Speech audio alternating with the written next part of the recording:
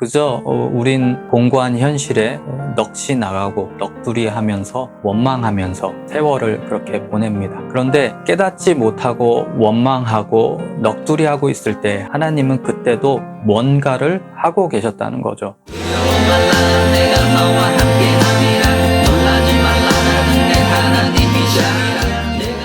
두려워하지 말라. 내가 너와 함께 함이라. 놀라지 말라. 나는 내 하나님이 됨이라. 내가 너를 굳세게 하리라. 참으로 너를 도와주리라. 참으로 나의 의로운 오른손으로 너를 붙들리라. 한참 사춘기가 심했고 마음의 방황을 하고 모든 결정에 있어서 철이 없었던 그런 청소년 시기 때 힘들어할 때였는데 어머니께서 이 말씀 붙들고 기도하라고 하셔서 그때 처음 접하게 되었던 말씀입니다. 때론 현실이 두렵고 그 두려움이 감당이 안 돼서 이 말씀을 마치 주문 외우듯이 막 암송하기도 했었고요. 그러다가 이제 멜로디와 가사를 적어놓고 불러보기도 하고 했었죠. 근데 시간이 지나고 성경을 보는 시각이 좀 달라지기 시작했는데 박영선 목사님의 하나님의 비전이라는 이사야서 강해와 여러 강의들을 들으면서 전에 써놨던 가사들을 다시 고치게 되었어요. 이사야서 하면 대부분 어렵다에 공감을 합니다. 66장이라서 굉장히 방대하게 느껴지고 또 역사적 배경을 알아야 좀 이해가 되고 선지서의 특징들이 다 그렇듯이 하나님께 혼나는 이야기가 많이 나오니까 어렵게 느껴지는 책이죠. 그래도 이사야서 41장 10절 말씀은 누구나 다 좋아하는 말씀입니다. 괴롭고 힘들 때 신자들이라면 한 번쯤 묵상하고 또 힘을 얻고자 하는 그런 구절이죠. 저도 그랬듯이 아마도 많은 경우 이 말씀을 붙잡을 때 하나님이 도와주시고 붙들어 주신다고 하셨으니까 하나님 붙잡고 간절히 기도하면 빨리 벗어나게 해주시겠지. 두려워 말라고 놀라지 말라고 하셨으니까 라고 생각할 때가 많은 것 같아요. 그런데 이사야서의 전체적인 맥락과 특히 41장의 맥락에서 보면 단순히 너희가 나를 다시 찾고 의지하면 내가 구해주겠다 이게 아니더라고요. 예전에는 고난 당하는 건 기도 안 해서 그래. 하나님과 멀어져서 그래. 하나님과 관계에 문제가 있어서 그런 거야 하는 권면을 하고 또 그래서 기도하게 하고 교회에 열심히 나오게 해서 기쁨이 있지?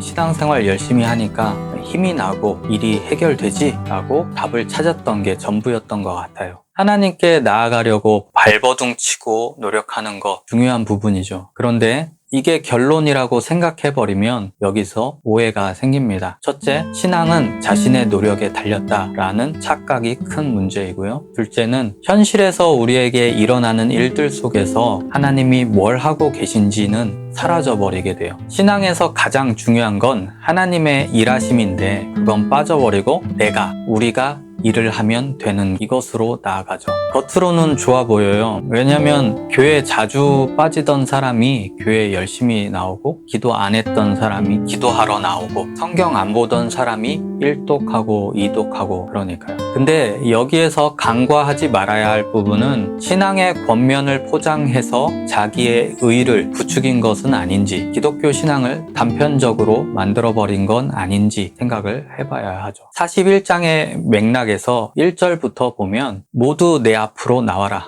변론해보자. 누가 이 세상의 역사를 주관하느냐. 동방, 바벨론을 일으켜 열국을 넘겨주는 일을 누가 한 줄 아느냐라고 하나님이 물어보시죠. 이어서 말씀하시기를 이 일을 누가 행하였느냐, 누가 이루었느냐, 누가 처음부터 만대를 불러내었느냐. 나 여호와라. 처음에도 나요, 나중 있을 자에게도 내가 곧 그니라고 하나님이 말씀하세요. 이 4절 말씀이 41장의 중심이 된다고 박영선 목사님이 말씀하시기도 하셨어요. 그리고 5절부터 보면 바벨론이 무섭게 일어나는 상황에서 많은 나라들이 그 두려운 상황을 이겨내기 위해서 우상들을 더 열심히 만들어내요. 그런데 그 두려운 현실 앞에서 하나님이 이스라엘에게 이렇게 말씀하시는 거죠. 그러나 나의 종 너 이스라엘아, 내가 택한 야곱아, 나의 벗 아브라함의 자손아, 내가 땅 끝에서부터 너를 붙들어 땅 모퉁이에서부터 너를 부르고 내게 이르기를 너는 나의 종이라. 내가 너를 택하고 싫어하여 버리지 아니하였다 하였노라. 두려워하지 말라. 내가 너와 함께 함이라. 놀라지 말라. 나는 내 하나님이 됨이라. 내가 너를 굳세게 하리라. 참으로 너를 도와주리라. 참으로 나의 의로운 오른손으로 너를 붙들리라고 말씀하세요. 40장 이후의 내용은 바벨론 포로 이후에 이스라엘 백성들에게 주시는 위로의 말씀입니다. 이스라엘 민족은 멸망을 경험하게 되고 또 바벨론 포로의 시간에 있었습니다. 그들의 현실이 얼마나 공고했을까요? 나라를 잃고 더럽고 자유가 없고 억압받는 그런 현실. 그런데 이스라엘이 만약 간절히 회개했더라면 빨리 회복되었을까요? 예레미야 25장 11절에서처럼 하나님은 때를 정하셨고 하나님이 정하신 그 시간은 70년이라는 짧지 않은 시간이었습니다. 그들을 그 막막한 현실에 두신 채로 하나님은 자기 백성에게 말씀하신 거죠. 내가 널 버린 게 아니다. 이 모든 것을 주관하는 나 여호와다. 너희는 나에게 택함을 받았으니 두려워 마라. 놀라지 마라. 이 막막함 속에서도 내가 너와 함께하고 있고 여전히 나는 너의 하나님이다. 이 막막한 현실이지만 내가 너를 굳세게 하기 위해서 돕고 있으며 나의 의로운 오른손으로 여전히 너를 붙들고 있다 라고 말씀해 주고 있습니다. 시간을 두신 이유는 그 시간과 과정을 꼭 지나야 된다는 것이고 하나님이 그 시간을 통해 뭔가 일하고 계시다는 그런 말씀이죠. 그런데 우린 하나님이 뭘 하고 계신지 잘 몰라요. 로마서 5장 8절에 우리가 아직 죄인 되었을 때에 그리스도께서 우리를 위하여 죽으심으로 하나님께서 우리에 대한 자기의 사랑을 확증하셨느니라. 우리가 아직 죄인 되었을 때라는 말은 우리가 깨닫기 전을 의미하죠. 우리의 인생은 늘 그렇습니다. 하나님이 일하고 계실 때 깨닫지 못합니다. 그게 무슨 의미인지 하나님이 도대체 뭘 하고 계신 건지 알지 못하고 상상조차 하지 못합니다. 그저 우린 공고한 현실에 넋이 나가고 넋두리하면서 원망하면서 세월을 그렇게 보냅니다. 그런데 깨닫지 못하고 원망하고 넋두리하고 있을 때 하나님은 그때도 뭔가를 하고 계셨다는 거죠. 제자들은 예수님이 십자가에 못 박히시는 그 사건이 하나님이 일하신 것임을 깨닫지 못했죠. 모두가 다 슬퍼했고 낙심했습니다. 우리가 살아가는 인생도 마찬가지입니다. 항상 그땐 잘 모를 때가 많아요. 뒤늦게 깨닫습니다. 어려운 때를 지나 뒤늦게나마 무엇인가를 깨달았다는 건 하나님이 나를 그만큼 키우셨다는 의미겠죠. 우리가 깨닫지 못하고 원망만 하고 있을 때 하나님은 뭘 하셨는가 하면 자기 아들을 죽게 하심으로 우리를 향한 당신의 사랑을 확증하셨다라고 합니다. 이 일을 누가 행하였느냐? 누가 이루었느냐? 누가 처음부터 만대를 불러내었느냐? 나 여호와라. 처음에도 나요. 나중 있을 자에게도 내가 곧 그니라. 처음이시며 나중이신 하나님, 계획이 있으시고 목적이 있으시고 그것을 반드시 이루시는 하나님이십니다.